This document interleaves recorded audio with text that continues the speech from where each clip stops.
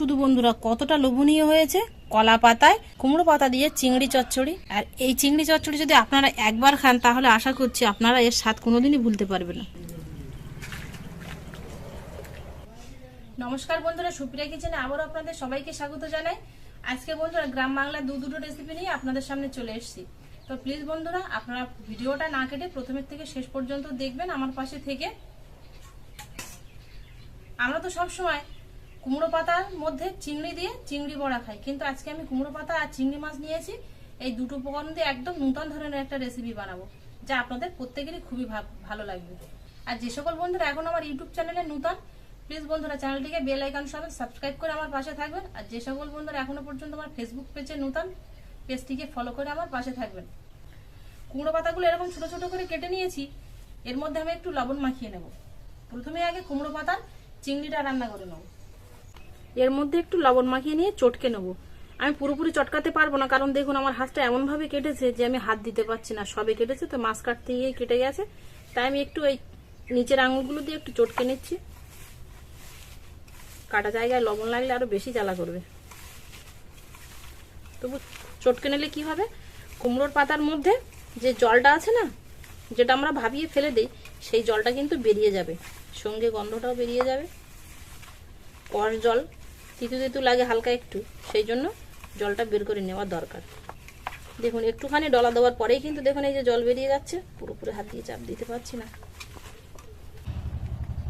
চাপ দিয়ে এবার পাতা থেকে জলটা এরকম বের করে নেবো। দেখুন এই যে জল বেরিয়ে যাচ্ছে, পুরোপুরি এই পর্যন্ত চাপ দিতে পারছি না আমি, এরকম ধরেই চাপ দিচ্ছি, কিচ্ছু করার নেই।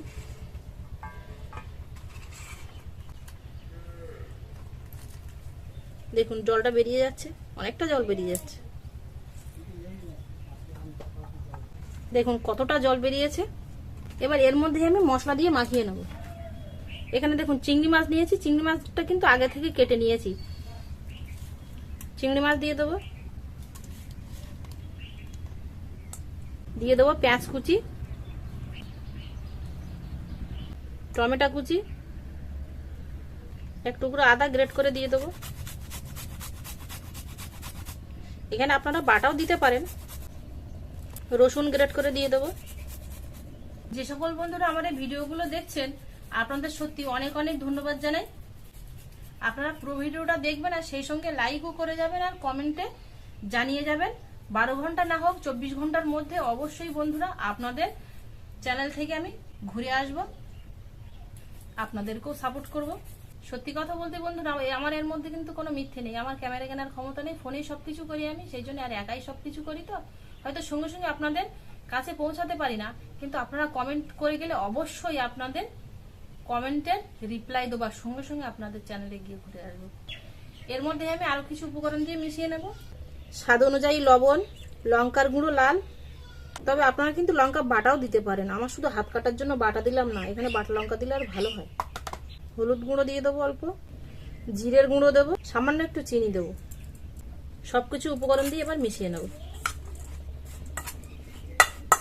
সর্ষের তেল দিয়ে দেবো,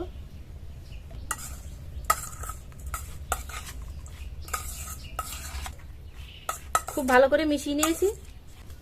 উনুন ধরিয়ে কড়া বসিয়ে দেবো, গরম কড়ায় সর্ষের তেল দিয়ে দেবো, কলা পাতা দিয়ে দেবো,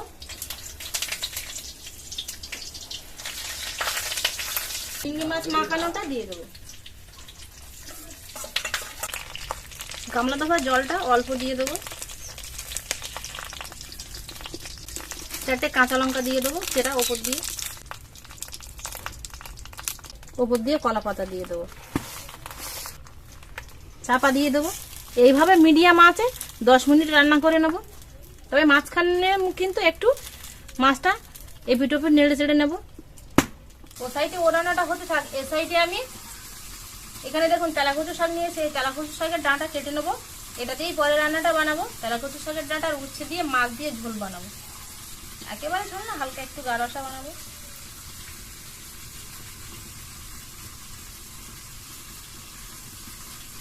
ডাঁটা পাতা যে জালি পাতাগুলো আছে সেই একসঙ্গে সব সময় কেটে নেবো।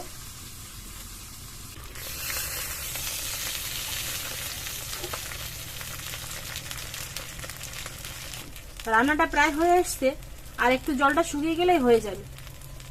এখানে আমি গোলমরিচের গুঁড়ো নিয়েছি, ওপর দিয়ে দেবো। দিলে চিংড়ি মাছের যে একটা আষ্টে ফ্লেভার আছে না, সেই ফ্লেভারটা চলে যাবে। তবে এটা আপনারা মশলার সঙ্গে দিতে পারেন, কিন্তু আমি এটা পরে দিলাম।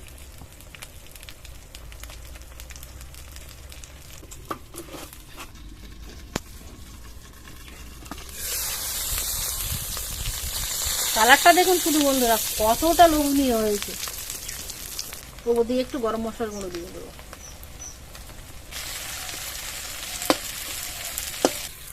গরম মশলা দিয়ে 1 মিনিট চাপা দিয়ে রেখেছিলাম, আর দেখুন নিচের জলটা কিন্তু একদম শুকিয়ে যে তেল ছেড়ে দিয়েছে। কলা পাতার চচ্চড়িটা কিন্তু হয়েই গেছে। এবার নামিয়ে নেব। আপনারা তো সবসময় সর্ষে বাটা দিয়ে খান, কিন্তু একবার এইভাবে খেয়ে দেখবেন, আশা করছি আপনাদের ভালো লাগবে। শুধু একটু দেখুন বন্ধুরা, কতটা দেখতে সুন্দর লাগছে। উচ্ছে আর তেলাকচু শাকের ডাঁটা দিয়ে এখানে দেখুন আমি ছোট ছোট সাইজের তেলাপিয়া মাছ নিয়েছি। এই তেলাপিয়া মাছ দিয়ে হালকা একটু গারসা ঝোল বানাবো। গরম কড়ায় সরষের তেল দিয়ে দেবো, লবণ হলুদ গুঁড়ো দিয়ে মাছটা মাখিয়ে নেব। গরম তেলে মাছগুলো ছেড়ে দিয়ে ভেজে নেব।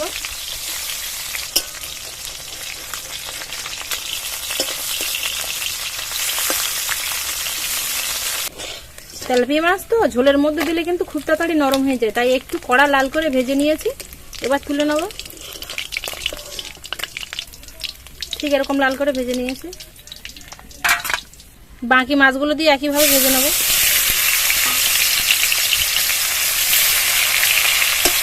মাছ ভাজা তেলের মধ্যে আলু দিয়ে ভেজে নেব।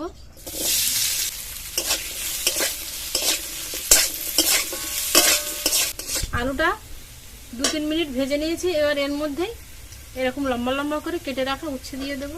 উচ্ছেটা দিয়েও খানিকক্ষণ উচ্ছেটা ভেজে নেব। হলুদ গুঁড়ো, লবণ,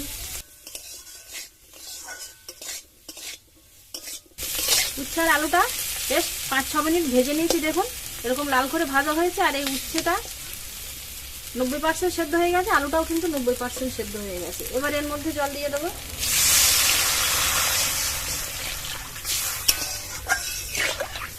শাকগুলো ওপর দিয়ে দেবো।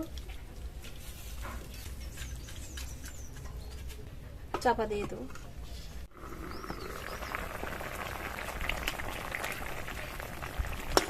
জলটা ফুটে কিন্তু প্রায় গায়ে গায়ে হয়ে গেছে। এই দেখুন আলুটা পুরোপুরি সেদ্ধ হয়ে গেছে। এবার এর মধ্যে ভেজে রাখা মাছগুলো দিয়ে দেবো।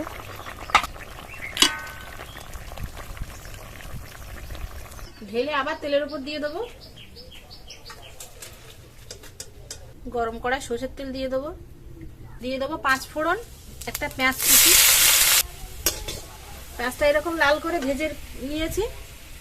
এবার এর মধ্যে জিরে আর শুকনো লঙ্কা বাটা দিয়ে দেবো।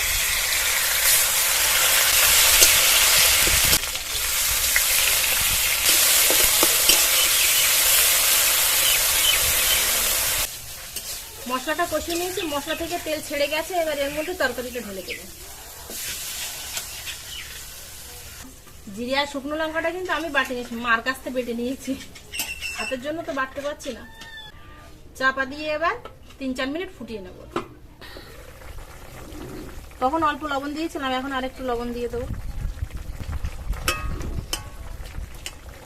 উচ্ছে আলু আর তেলাপিয়া মাছের দেখুন এরকম হালকা রসা ঝোল রেখেছি। এর থেকে আর ঝোলটা কিন্তু কমাবো না। এবার নামিয়ে নেব।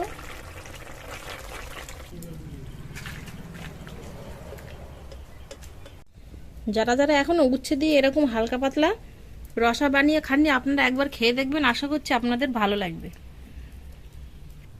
দুটো রান্না কমপ্লিট করে নিয়ে আমি গুছিয়ে নিয়েছি। এখনো দুপুর হয়নি, এখন সবে 11টা বাজে। দুপুর হোক, তারপরে সবাই মিলে খাওয়া হবে। একা খেতে ভালো লাগে বলুন? তো বন্ধুরা, আমার এই গ্রাম্য পদ্ধতিতে এই দুটো রেসিপি কেমন হলো অবশ্যই কিন্তু কমেন্টে জানাবেন। আর প্লিজ বন্ধুরা চ্যানেলটিকে সাবস্ক্রাইব করবেন। আর আমার পরবর্তী ভিডিও সবার প্রথমে দেখার জন্য পাশে থাকা বেল আইকনটি ক্লিক করে দেবেন। এতক্ষণ আমার সঙ্গে থাকার জন্য আপনাদের অনেক অনেক ধন্যবাদ। আবারও দেখা হচ্ছে আপনাদের সাথে পরের নতুন কোনো রেসিপিতে। ততক্ষণ আপনারা সবাই ভালো থাকবেন ও সুস্থ থাকবেন।